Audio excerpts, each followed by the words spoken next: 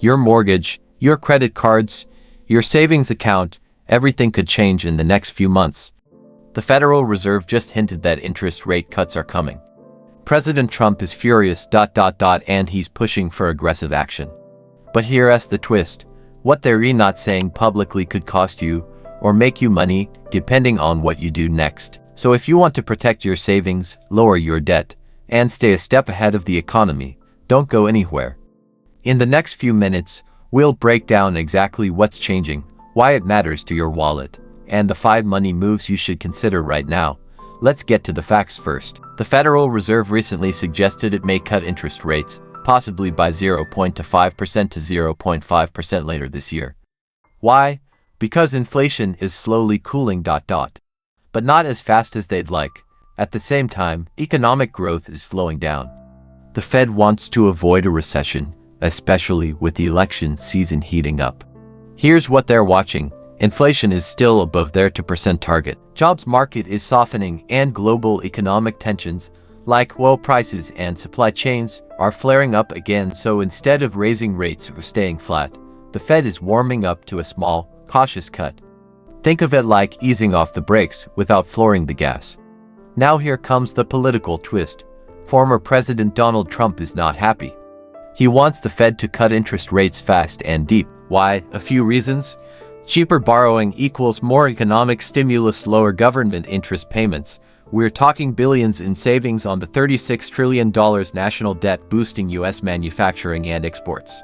Especially heading into election season, Trump has been vocal, calling Fed Chair Jerome Powell a disaster and costing the country money. Whether you support him or not, Trump's pressure on the Fed could shift market expectations, and that matters for you.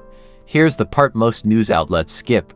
Cutting rates sounds good, but it comes with risk. Lower rates help borrowers, stimulate business investment, ease government debt burdens, but they also hurt savers, especially retirees relying on CD and savings interest. Can fuel inflation, especially when supply chains are already stressed, reduce the strength of the US dollar, making imports more expensive, and with tariffs, labor shortages, and oil price spikes, inflation could come roaring back.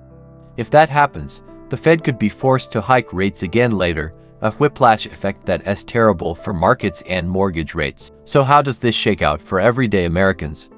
Winners: borrowers, credit card APRs, mortgage rates, car loans, and personal loans could drop slightly. Businesses: lower financing costs help growth, and hiring real estate buyers could find cheaper mortgage options. Losers: savers, high-yield savings and CDs might go from 5% to 3%.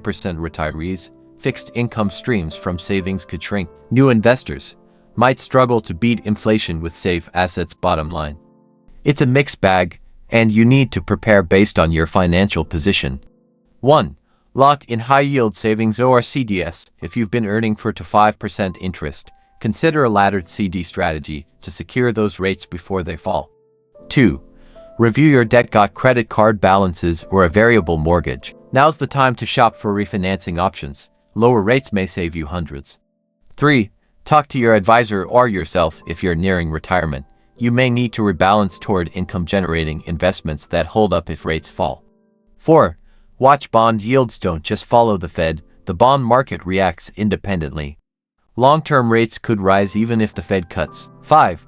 Plan for inflation anyway. Even with cuts, food and fuel prices may rise.